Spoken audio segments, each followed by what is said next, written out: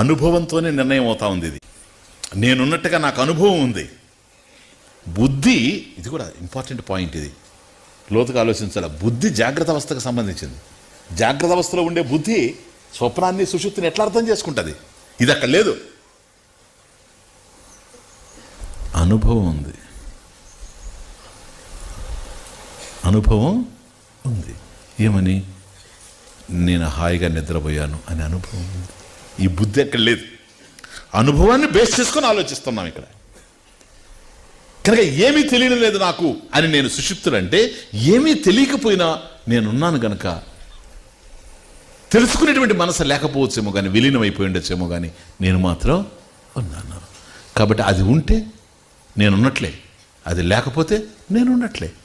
కానీ అది ఉండడానికి మాత్రం నేను ఉండి తీరాలి. నేను ఉండడానికి ఇంకో దాని మీద ఆధారపడి ఉండాల్సిన అవసరం లేదు. స్వయం అనుభవం.